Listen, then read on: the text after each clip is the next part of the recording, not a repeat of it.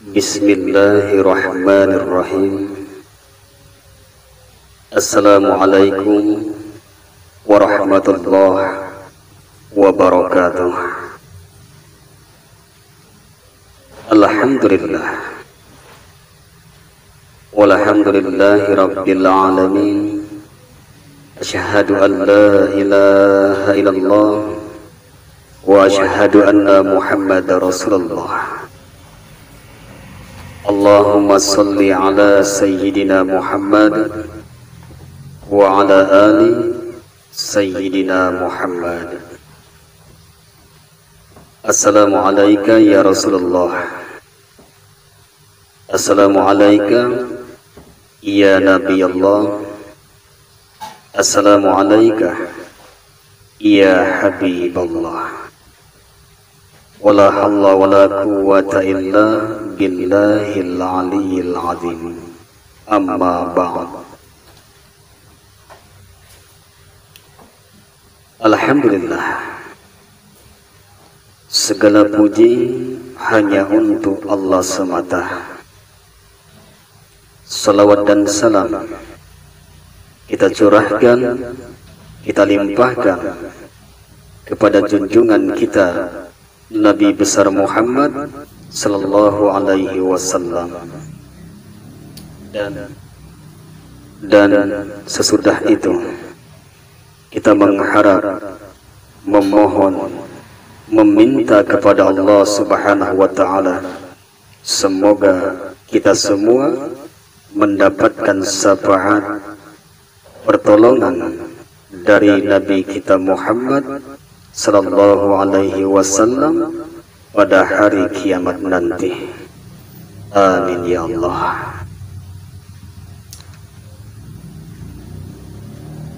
Wahai saudaraku dan saudariku seagama, yaitu agama Islam yang diridhoi oleh Allah Subhanahu wa taala.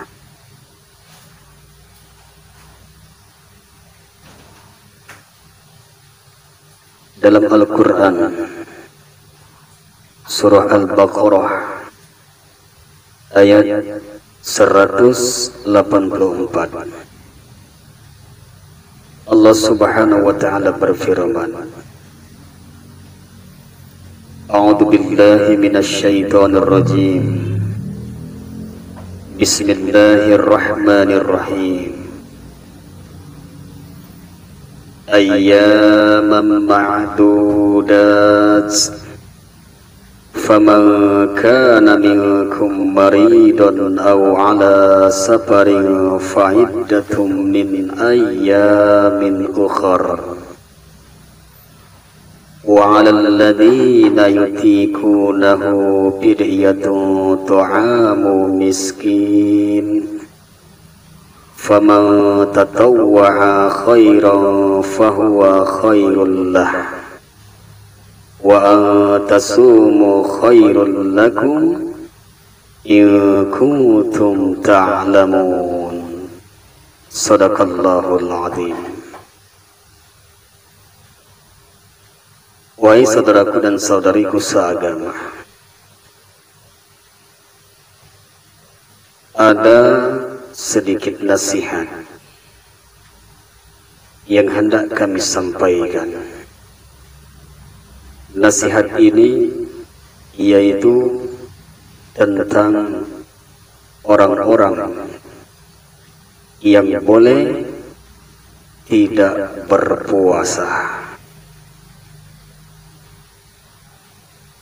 Ada beberapa golongan orang yang boleh tidak berpuasa.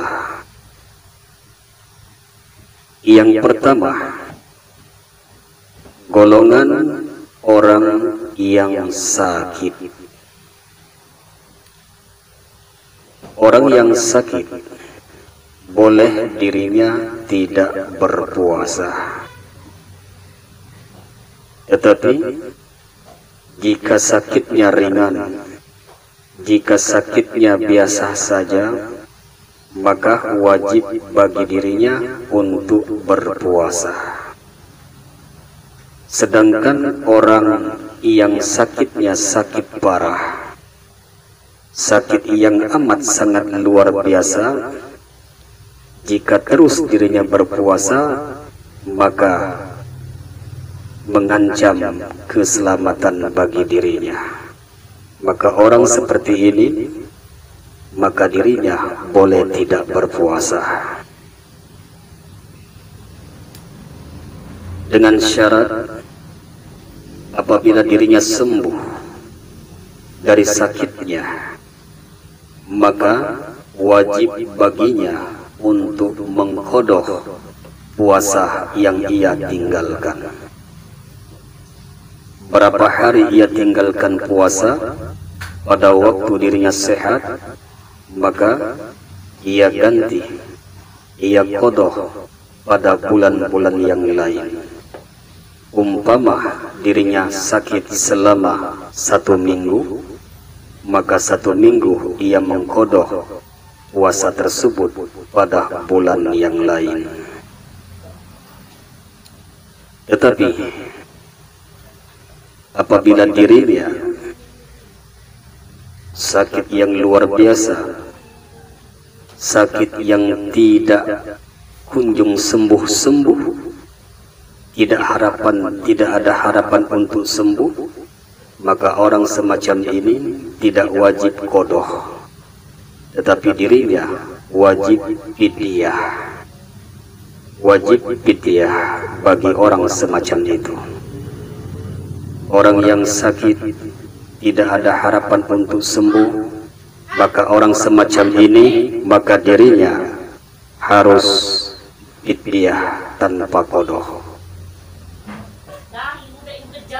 Sedangkan bagi orang yang ada harapan sembuh, pada waktu dirinya sembuh, maka wajib baginya qadha tanpa fidyah.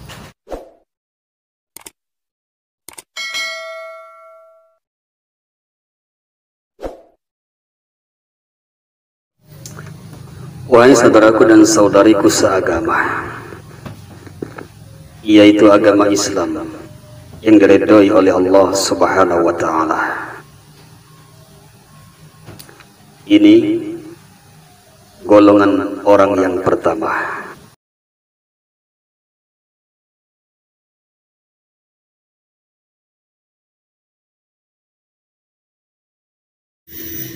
Wahai saudaraku dan saudariku seagama, yaitu agama Islam yang diridhoi oleh Allah Subhanahu wa Ta'ala.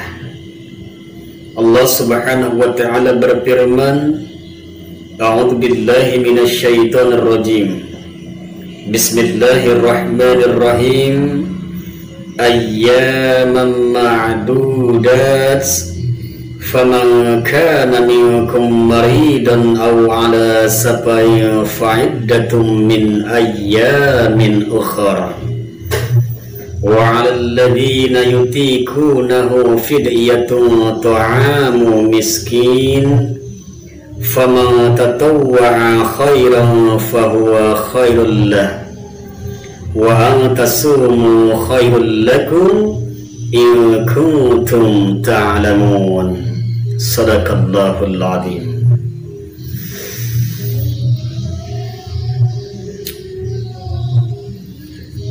Wahai saudaraku dan saudariku seagama,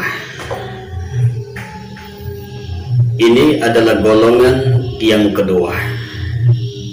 Golongan yang kedua ini adalah golongan boleh dirinya tidak berpuasa.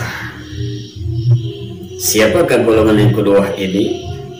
Golongan yang kedua ini yaitu orang yang musafir, yang melakukan perjalanan jauh.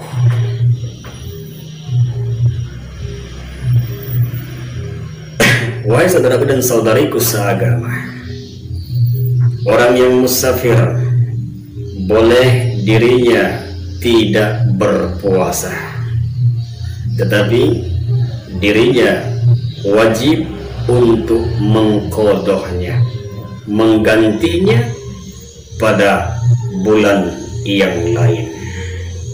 Berapa hari ia tinggalkan, maka ia ganti berapa hari itu yang ia tinggalkan, ia ganti pada hari-hari yang lain. Tetapi jikalau dirinya mampu, sanggup, kuat untuk mengerjakan puasa Ramadan, maka itu boleh ia lakukan. Ada sebuah hadis yang hendak kami sampaikan. Hadis ini kami ambil dalam hadis riwayat Imam Bukhari dalam kitab Fathul Bari. Hadis nomor 1947. Hadis itu yang berbunyi,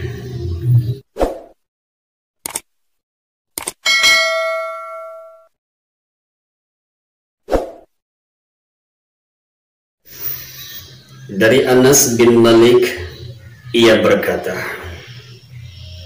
kami sedang melakukan safar bersama Nabi Muhammad SAW. Maka orang yang berpuasa tidak mencela orang yang tidak puasa, dan orang yang tidak puasa juga tidak mencela orang yang berpuasa. Hadis riwayat Imam Bukhari, hadis nomor 1947. Allah Akbar.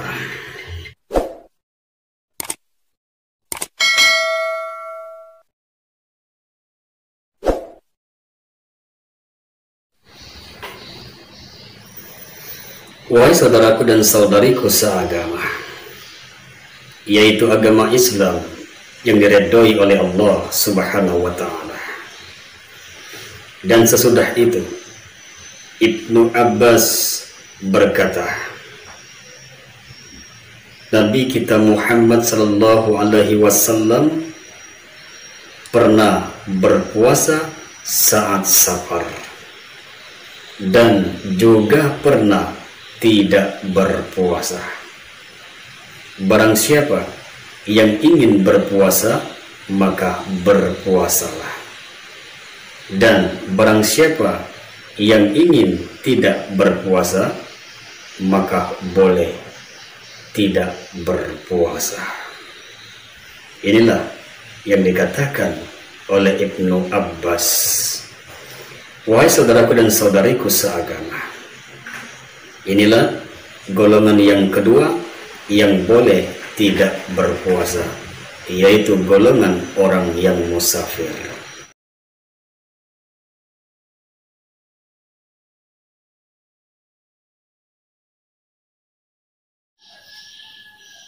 Ini adalah golongan yang ketiga. Golongan yang ketiga ini adalah golongan yang boleh tidak berpuasa. Siapa golongan yang ketiga ini? Golongan yang ketiga ini adalah orang, baik dia laki-laki maupun dirinya perempuan, apabila dirinya sudah tua, lanjut usia, maka dirinya boleh tidak berpuasa. Tetapi jika dirinya mampu, sanggup, kuat, mau tetap berpuasa, maka dibolehkan. Tetapi bagi orang yang tidak sanggup, tidak mampu, dengan kemampuan dan kekuatannya, lemah dirinya, maka dirinya mempunyai keringanan, dirinya boleh tidak berpuasa. Yaitu golongan yang ketiga ini, golongan orang yang sudah tua, yang lanjut usianya.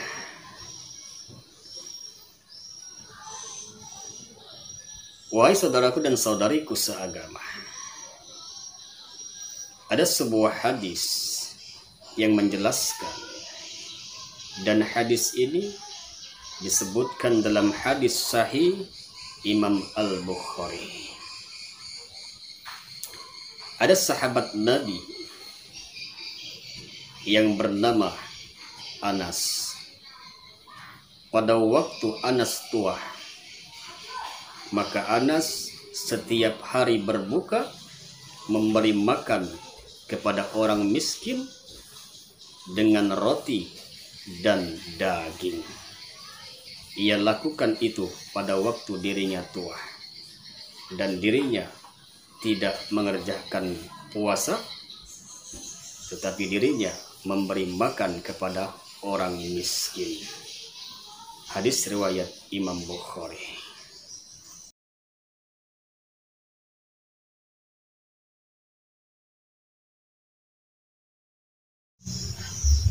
Golongan yang terakhir, orang yang boleh tidak berpuasa, atau golongan yang keempat. Golongan yang keempat ini atau golongan yang terakhir ini adalah golongan orang yang boleh tidak berpuasa. Siapa mereka? Mereka itu adalah wanita yang hamil dan menyusui. Wanita yang hamil dan menyusui, maka mereka boleh tidak berpuasa. Wahai saudaraku dan saudariku seagama, mengenai wanita yang hamil dan menyusui, para ulama berbeda pendapat. Ada 3 pendapat para ulama. Pendapat yang pertama, yaitu pendapat Imam Asy-Syafi'i dan Imam Ahmad. Apabila wanita yang hamil dan menyusui dirinya tidak berpuasa karena khawatir keselamatan bayinya atau janinnya, maka dirinya wajib membayar fidyah dan qadha. Tetapi seandainya apabila dirinya wanita yang hamil dan menyusui dirinya tidak puasa karena khawatir atas dirinya saja atau khawatir atas keselamatan dirinya dan anaknya sekaligus, maka dirinya wajib membayar hari-hari yang lain atau mengqadhonya. Maka wajib bagi dirinya untuk mengqadhonya tanpa fidyah pada hari-hari yang lain. Ini pendapat Imam Asy-Syafi'i dan Imam Ahmad. Pendapat yang kedua, dan pendapat ini adalah pendapat mazhab Hanafi dan yang lainnya. Apabila seorang wanita yang hamil atau yang menyusui dirinya tidak puasa, maka wajib bagi dirinya untuk menggantinya pada hari yang lain, atau wajib bagi dirinya mengqadhonya tanpa fidyah. Ini pendapat mazhab Hanafi dan ulama yang lainnya. Sedangkan pendapat yang ketiga, pendapat yang ketiga ini adalah pendapat dari sahabat Nabi yang bernama Abdullah bin Abbas dan Abdullah bin Umar radhiyallahu anhuma. Mereka berpendapat wanita yang hamil dan menyusui apabila dirinya tidak puasa, maka wajib bagi dirinya membayar fidyah tanpa qada. Jadi sahabat Nabi yaitu Ibnu Abbas dan Ibnu Umar menjelaskan bahwa wanita hamil dan yang menyusui jika tidak berpuasa maka wajib baginya membayar fidyah. Ini pendapat yang ketiga. Wahai saudaraku dan saudariku seagama, inilah yang kami sampaikan. Semoga apa yang kami sampaikan ini ada manfaatnya bagi kita semua. Insya Allah kita berjumpa kembali dalam tema yang berbeda. Insya Allah. Astaghfirullahaladzim, astaghfirullah alladzi la ilaha illa huwal hayyul qayyum wa atubu ilaih. Subhanallah wa bihamdi, subhanallahil azim, subhanallah wa bihamdi, astaghfirullah wa atubu ilaih. Saya akhiri dengan salam. Wassalamualaikum warahmatullahi wabarakatuh.